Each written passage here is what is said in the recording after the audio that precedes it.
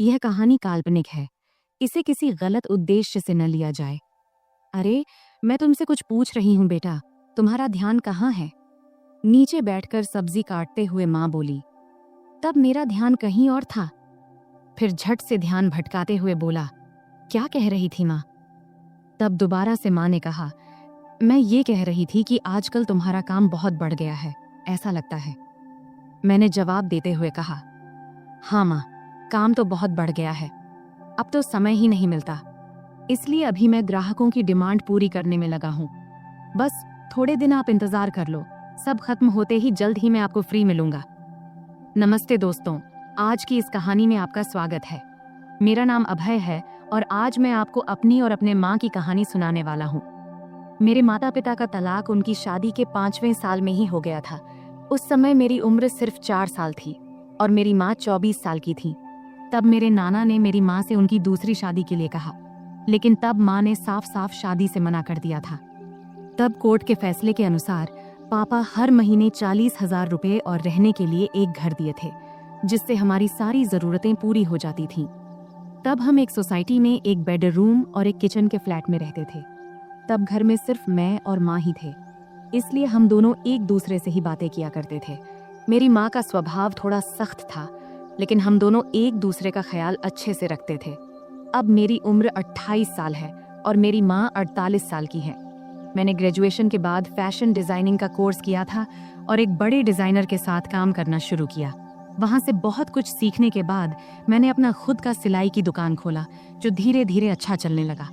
अब मेरे पास बस टेलर काम करते हैं। एक दिन सुबह माँ सब्जी काट रही थी, तब उन्होंने मुझसे पूछा, अभय, तुम किस तरह के कपड़े बनाते हो?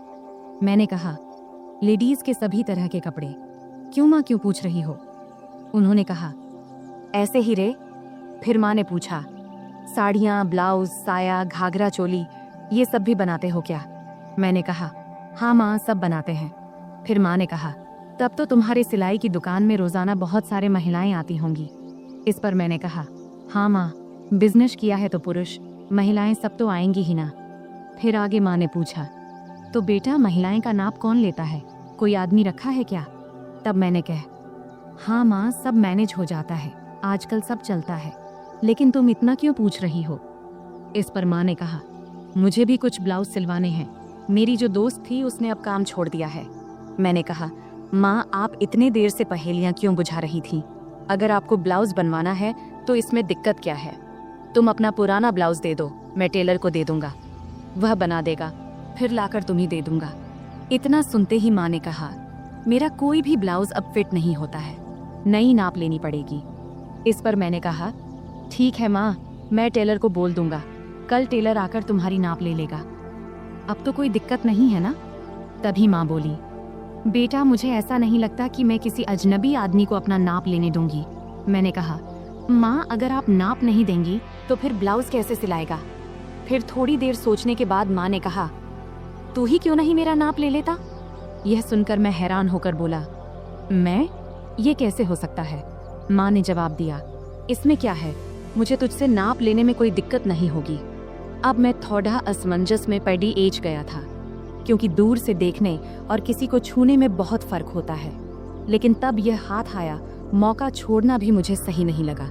उस दिन सोमवार का दिन था और उस दिन विश्वकर्मा पूजा था, तो सिलाई की दुकान बंद था। तब मैंने सोचा कि आज ही ये काम कर लेना चाहिए। फिर सुबह नाश्ता करके मैं सिलाई की दुकान से कुछ एल्बम और माप लेने का सामान लेकर आ गया।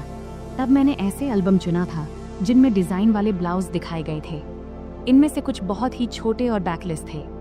फिर मन ही मन मैंने तय किया कि आज ये काम अच्छे से पूरा करना है। 12 बजे जब मैं घर पहुंचा तब माँ रसोई में थी। उन्होंने मुझसे कहा, बेटा, आ गया तू? सामान ले आया? तब मैंने कहा, हाँ, सब ले आया हूँ, अब तुम जल्दी से अपना काम खत्म कर लो। फिर थोड़ी देर बाद माँ मेरे पास आकर बैठ गई और एल्बम देखने लगी। तब वह हल्की पीली साड़ी पहनी थी और उनकी साड़ी का कपड़ा इतना पतला था कि शरीर की रूपरेखा दिख रही थी। तब मैं माँ को देखते देखते खो गया। तभी उन्होंने तेज आवाज में कहा, अभय, सुन रहा है तू? तब मैं चौंक कर बोला, हाँ, क्या हुआ माँ? तब माँ ने एल्बम दिखाते हुए कहा, इतने छोटे ब्लाउज कैसे पहन सकती हूँ मैं? मुझे ये डिजाइन पसंद नहीं है। तब मैंने समझाया, अरे ये सब तो बस डिजाइन दिखाने के लिए है, तू वैसे ही सिलवा लेना जैसा तुझे पसंद हो। फिर थोड़ी बहस के बाद माँ मान गई और बोली, ठीक है चल अंदर माप ले ले। तब हम बेडरूम में गए। फिर मैंने माप लेने के लिए टेप निकाला। तब माँ खड़ी हो गई और बोली, सही से माप लेना ताकि बाद में दिक्कत कोई ना हो। तब मैं अपनी माँ का नाप लेने के लिए तैयार था। अपने मन पर और खुद पर पत्थर रखकर मैंने यह काम शुरू किया। तब मैं पूरी कोशिश कर रहा था कि यह काम एक प्रोफेशनल टेलर की तरह करूं, लेकिन इस दौरान मेरे दिल की धड़कन तेज हो गई। तभी माँ ने और करीब आकर मुझसे कहा, चल जल्दी कर, मुझे और काम भी करना है। फिर मैंने माप लेना शुरू किया और पहले मैंने माँ के बाजू, कंधे और कमर का नाप लिया। फिर थोड़ा रुककर मैंने माँ से पूछा, माँ ब्लाउज के नीचे की पट्टी इतनी छोटी क्यों होती है? इससे परेशानी नहीं होती क्या? मैंने सुना है कि कई महिलाओं को वहाँ के कपड़े काटने से दिक्कत होती है, क्या तुम्हें कभी ऐसा हुआ है? इस पर माँ ने सिर झुका लिया और कहा, मुझे तो अभी तक कोई दिक्कत नहीं हुई। फिर मैंने कहा, मुझे लगता है कि तुम्हें थोड़े बड़े डिजाइन के ब्लाउज सिलवा लेने चाहिए। इस पर माँ ने हामी भरी और मैं फिर नाप लेने लगा। मैंने गले का नाप लेना शुरू किया। टेप को माँ की गर्दन के चारों ओर रखा। तब मैंने यह ध्यान रखा कि मेरी उंगलियां उनकी त्वचा को न छुएं और उनसे 1 इंच की दूरी पर रहें। फिर आगे मैंने पूछा, गला इतना रखना है या थोड़ा कम ज्यादा करूं? क्योंकि मेरी माँ का गला थोड़ा बड़ा था और वहाँ थोड़ी सी गहराई दिखाई दे रही थी, इसीलिए मैंने थोड़ा झिझकते हुए कहा, माँ तुम्हें क्या ठीक लगेगा? माँ ने मुस्कुराते हुए कहा, बेटा तुम तो अब इस काम में माहिर हो गए हो। मैंने जवाब दिया, माँ तुम जैसा कहोगी मैं वही करूँगा। फिर माँ ने फिर कहा, टेप को इतना दूर क्यों रखा है? इसे सही जगह पर रखो, तभी नाप सही आएगा। ये कहते हुए माँ ने टेप को अपने हाथ से सही जगह पर लगा दिया। इस दौरान मेरे हाथ पहली बार माँ की गर्दन को छू गए। तब मुझे ऐसा लगा जैसे मुझे जोर का झटका लगा हो, लेकिन मैंने खुद पर काबू रखा और उस पल का पूरा आनंद लिया।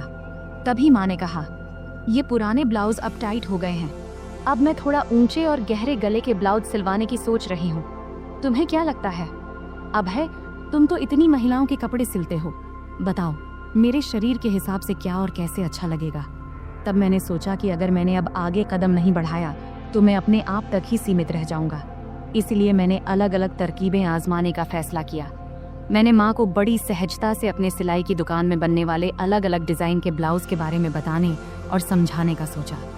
मैंने कहा, मुझे लगता है कि गला जितना गहरा है उतना ही काफ़ी है, लेकिन अगर गले को गहरा रखकर बाकी हिस्से को थोड़ा बड़ा बना दिया जाए तो कैसा रहेगा? फिर मैंने टेप को उनके गले से निकालते हुए कहा, और गले को थोड़ा और गहरा बनाने में क्या दिक्कत है? फिर माँ बोली, बाकी हिस्से को बड़ा कैसे करेंगे ये बताओ। अब माँ भी थोड़ा सहज होने लगी थी और यही मैं चाहता था। मैंने कहा, 1 मिनट रुकिए, मैं आपको समझाता हूँ, लेकिन उससे पहले आखिरी माप ले लेनी दीजिए। फिर मैंने कहा, आप दोनों हाथ को थोड़े ऊपर उठाओ। अब मैं उसके पीछे जाने वाला था। उसने हाथ उठाए ही थी कि मैं उसके करीब आकर उसकी पीठ के पीछे से अपने हाथ ले गया। फिर मैंने उसके कंधों पर हाथ रखा और उसे धीरे धीरे उसकी कमर के बीच तक लाकर नाप लिया और बोला, माँ यह 34 इंच आ रहा है। चलो एक काम करते हैं, 33.5 या 34.5 ही ले लेते हैं। वैसे भी सिलाई करते वक्त अलग अलग डिज़ाइन के लिए थोड़ा बहुत अंतर रखना पड़ता है। फिर मैंने माँ से पूछा, माँ क्या आपको बुरा लग रहा है माप लेने से? माँ ने जवाब दिया, नहीं बेटा, ज़्यादा नहीं। फिर मैं थोड़ा झिझकते हुए उसकी साड़ी के 34 इंच का माप लेते हुए बोला, माँ अब बता, तेरा माप तो लगभग सब सही है। उसने कहा, थोड़ा टाइट लग रहा है बेटा। फिर मैंने टेप को गले में डालकर कहा, अब यहाँ आईने के सामने आ जाओ। फिर मैंने उसके दोनों कंधे पकड़कर उसे आईने के सामने खड़ा कर दिया। तब उसके चेहरे पर एक सवालिया भाव था। फिर मैंने कहा, माँ सब बताता हूँ, थोड़ा सा रुक जा, पहले पानी पीकर आता हूँ, तुझे चाहिए क्या? तब उसने सिर हिलाकर मना कर दिया। फिर मैं रसोई में गया, पानी पिया और खुद को थोड़ा ठीक किया। फिर कुछ आगे का सोचने लगा कि अब यह सब करते हुए मैं अगले कौन सा कदम बढ़ाऊं। तब 2-3 विकल्प मेरे मन में आए। फिर मैं वापस बेडरूम में आ गया। तब माँ ने अपना पल्लू फिर से कंधे पर ठीक से ले लिया था, लेकिन 6 फुट के बड़े शीशे के सामने वह बेहद ही सुंदर लग रही थी, जिसे मैं शीशे में ही निहारने लगा। तभी माँ बोली, कहाँ ध्यान है बेटा, इधर देखो, अब मैं तुझे इसी ब्लाउज में बदलाव करके दिखाती हूँ। जैसा कि तूने मुझसे कहा कि हम गले को 1 इंच गहरा कर लेते हैं। फिर उसने कहा, तू ऊपर वाला हुक खोल और ऊपरी किनारों को अंदर मोड़ कर देख। तब उसे ठीक से समझ नहीं आया तो उसने प्रश्न भरी नजरों से मेरी ओर देखी और बोली, मुझे समझ नहीं आ रहा, तू ही कर ले, मैं यह तुझ पर छोड़ती हूँ। तब तीर सीधे निशाने पर लगा था और मुझे भी यही चाहिए था। फिर मैंने आराम से उसके हुक खोले और किनारों को उलटी दिशा में अंदर की तरफ मोड़ने लगा। मैं ऐसा कर रहा था और वह खुद को शीशे में देख रही थी। फिर मैं जल्दी जल्दी अपने काम निपटाने लगा। उस दिन मुझे भी एक अजीब सा सुकून मिल रहा था। जब मेरा काम हो गया तो मैं उसके और ड्रेसिंग टेबल के बीच से हटकर एक तरफ हो गया और उससे कहा, देखो, अब यह वैसे ही है जैसा तुम चाहती थी, 1 इंच गहरा। क्या लगता है, अब बताओ। फिर माँ ब्लाउज की तरफ देखने लगी और मुझसे बोली, अभय, तुझसे सच कहूँ तो ऐसे गले में मुझे बहुत आराम महसूस होता है। ऐसे ब्लाउज पहनने पर ऐसा नहीं लगता जैसे हंस को पानी में तराने से। फिर मैंने कहा, माँ नाराज मत होना, लेकिन एक बात कहूँ। अब मैं अगला कदम उठाकर उसे और सहज करने की कोशिश करना चाहता था। तब माँ मुस्कुराते हुए बोली, नहीं रे अभय, मैं तुझसे कैसे नाराज हो सकती हूँ, बोलना जो बोलना है। तब मैंने सावधानी से कहा, इतने गहरे गले वाले ब्लाउज से सब कुछ बहुत ज्यादा नजर आता है और यह थोड़ा अजीब भी लगता है। यह सुनते ही माँ ने अपने ब्लाउज की 3 इंच अंदर की तरफ मोड़ी और हंसते हुए बोली, मुझे कौन देखने वाला है अभय, घर पर तो हम दोनों ही रहते हैं और बाहर मुझे बहुत कम ही जाना पड़ता है। वैसे भी तुम्हारे सामने मुझे कोई दिक्कत नहीं होती। मैंने कहा, माँ, मुझे यह जरूरी लगा कि आपको बता दूं, फिर आप जैसा बोलोगी वैसा ही होगा।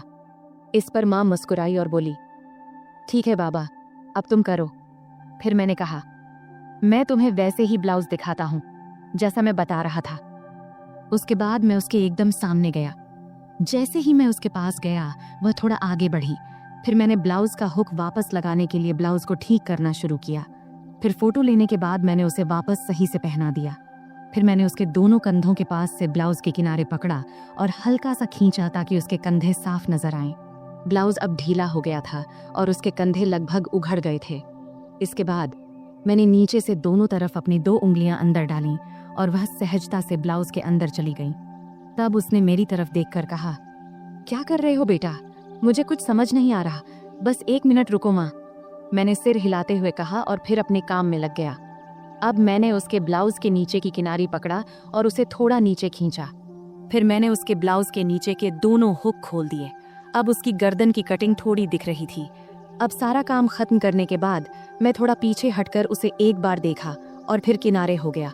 अब उसका गला बड़ा हो गया था, लेकिन ज्यादा गहरा नहीं था। तब मैंने नोटिस किया कि उसकी चेहरे पर संतोष नहीं दिख रहा था। शायद उसे और गहरे गले वाला चाहिए था। इसलिए मैंने पूछा, क्या हुआ माँ, ऐसा ठीक नहीं लग रहा क्या? तब माँ ने हाथ रखते हुए शरारती अंदाज में हंसते हुए बोली, नहीं रे, मुझे गहरा गला अच्छा लगता है, नहीं तो ऐसा लगता है जैसे किसी ने कसकर बांध दिया हो।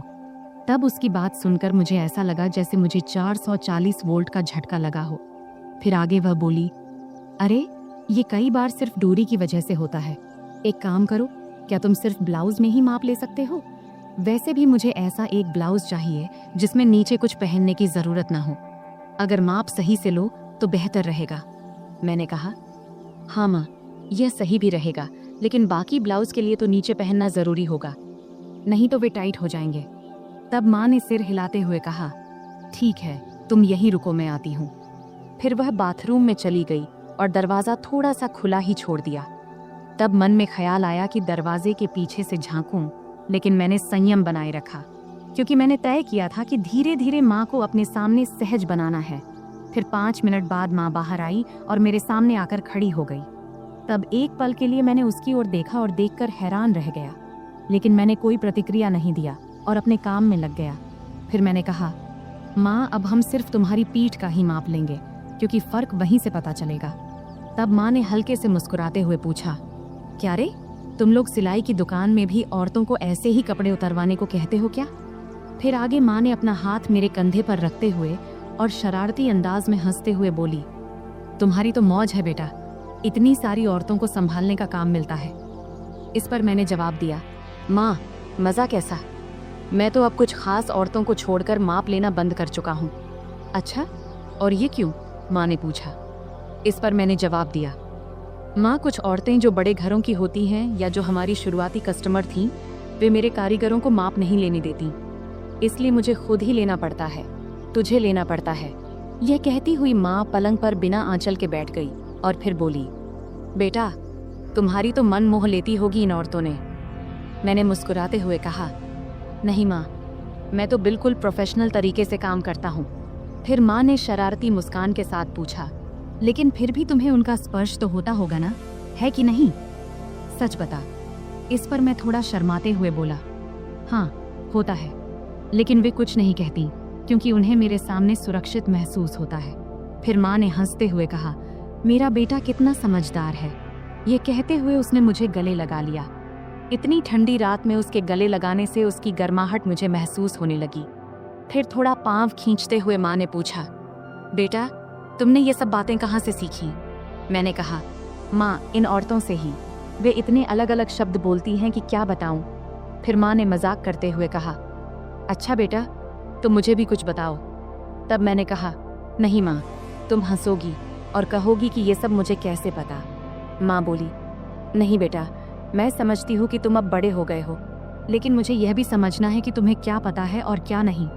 फिर मैंने हिम्मत जुटाकर माँ से कुछ बातें साझा किया। तब माँ ने आत्मविश्वास से कहा, अरे बाबा, तुम्हें तो सब पता है।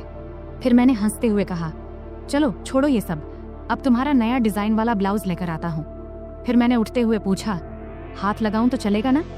तब माँ ने खुद को सभ्य दिखाने की कोशिश करते हुए कहा, अरे हाँ बेटा, मुझे तुम पर पूरा भरोसा है। और क्या तुमने इतना जल्दी सब कुछ फिट कर लिया? फिर माँ ने थोड़े जोर से हंसते हुए कहा, बेटा, देख ले कहीं कुछ और लगाना बाकी तो नहीं है। तब उसके इस मजाक से मैं शर्म से लाल हो गया। अब वह पल भी आ गया था जिसका इंतजार था। फिर मैंने माँ को ड्रेसिंग टेबल के सामने खड़ा किया और खुद उसके पास जाकर खड़ा हो गया। फिर मैंने अपने दोनों हाथ नीचे लाते हुए कहा, देखो, ये कितनी नीचे तक जा रहा है, इसका कारण इसका माप है। यह कहते हुए मैंने अपने दोनों हाथ उसके ब्लाउज के किनारे पर रख दिया। तब मेरी धड़कन एकदम से तेज हो गई थी और हाथ भी हल्के से कांप रहे थे। मेरी माँ अभी भी उतनी ही क्यूट लग रही थी, भले ही वह थोड़ी बड़ी हो गई थी। फिर माँ ने अपना हाथ मेरे हाथ पर रखते हुए हल्का सा हिलाते हुए कहा, अभय, सच कहूँ तो मुझे इसमें कोई दिक्कत नहीं है। मैं ऐसे ब्लाउज पहनने को तैयार हूँ, लेकिन मेरी एक ही शर्त है, गला जितना गहरा हो सके उतना चलेगा। तभी मैंने हाथ हटाते हुए पूछा, माँ, एक बात बताओ, तुम्हें और बाकी औरतों को गहरा गला ही क्यों पसंद आता है? नॉर्मल गला भी तो अच्छा लगता है। इस पर माँ ने मुस्कुराते हुए बोली, अरे बेटा, मुझे तो ये घर में ही पहनने हैं। घर में तो कोई दिक्कत नहीं है, इससे थोड़ा आरामदायक लगता है और गर्मी भी नहीं लगती। फिर माँ बोली, बेटा, तुम एक बात बताओ, अगर गला बहुत गहरा हुआ तो पट्टी दिखेगी क्या? मैंने जवाब दिया, हाँ, जरूर दिखेगी, लेकिन अगर गर्मी लगती है तो आल घर में सिर्फ गाउन क्यों नहीं पहनती? खैर, कुछ ना पहनोगी तब भी चलेगा, मैं तुम्हारे लिए एक सुंदर स्लीवलेस गाउन सिलवा देता हूँ। तब माँ ने अपना नाक सिकोड़ते हुए कहा, गाउन, और वह भी स्लीवलेस? मुझे पसंद नहीं है। तब मैंने समझाते हुए कहा, अरे, घर में तो कोई दिक्कत नहीं है, वैसे गर्मी में पेटीकोट भी नहीं पहनोगी तो और आरामदायक लगेगा। चलो एक काम करते हैं, एक ऐसा गाउन सिलवा कर देख लो, बस एक बार पहन कर देखना, अगर अच्छा लगे तो ठीक, वरना मत पहनना। तब माँ ने सोचा और कहा, ठीक है बाबा, एक बार ट्राई कर लेंगे, अब आगे क्या करना है? मैंने हल्की मुस्कान के साथ कहा, अब तो बस इसे फाइनल कर लेते हैं, और अगर गाउन अच्छा लगा तो तुम्हें और भी सिलवा दूंगा। फिर मैंने माँ को गाउन का सैंपल दिखाने के लिए अलमारी से एक गाउन निकाला और कहा, देखो, ये स्लीवलेस है, लेकिन इसका मटेरियल बहुत कंफर्टेबल है, इसे पहन कर देख लो, अगर अच्छा लगे तो इस डिजाइन में कुछ और बना दूंगा। माँ थोड़ा हिचकिचाई, लेकिन फिर उसने कहा, ठीक है, इसे पहन कर देखती हूँ। वह गाउन लेकर बाथरूम में चली गई। तब मैं थोड़ा नर्वस था, लेकिन खुद को शांत रखने की कोशिश कर रहा था। कुछ देर बाद माँ बाहर आई। गाउन में वह बहुत प्यारी लग रही थी। आते उसने पूछा, कैसा लग रहा है बेटा? मैंने कहा, बहुत अच्छा लग रहा है, तुम पर यह डिजाइन बहुत सूट कर रहा है। फिर माँ ने आईने में खुद को देखा और हल्के से मुस्कुराई। फिर उसने कहा, हाँ, ये तो सच में बहुत आरामदायक लग रहा है। फिर मैंने माँ से कहा, तो पक्का, अब मैं ऐसे 2-3 और डिजाइन तैयार कर दूंगा। माँ ने कहा, ठीक है, लेकिन ध्यान रखना कि मटेरियल हमेशा ऐसा ही होना चाहिए, और हाँ, गला थोड़ा गहरा हो तो बेहतर होगा। फिर मैंने सहमति में सिर हिलाया। यह कहते हुए माँ फिर से सामान्य कपड़ों में वापस आ गई। फिर हमारी बातचीत यही खत्म हो गई। आखिरकार मैंने महसूस किया कि माँ के साथ यह बातचीत न केवल उनके आराम के लिए थी, बल्कि एक नए दृष्टिकोण को समझने की भी थी। यह एक ऐसा पल था जहां हम दोनों एक दूसरे की भावनाओं को बेहतर तरीके से समझ सके। तो दोस्तों, यह थी हमारी आज की छोटी सी कहानी। आपको यह कहानी कैसी लगी कमेंट करके ज़रूर बताएं, और अगर आपको यह कहानी पसंद आई हो तो इसे लाइक करें और अपने दोस्तों के साथ शेयर करें। आगे भी ऐसी ही रोमांचक कहानियों के लिए हमारे चैनल को सब्सक्राइब करें और बेल आइकन दबाना न भूलें, ताकि आप हमारी कोई भी कहानी मिस न करें। धन्यवाद।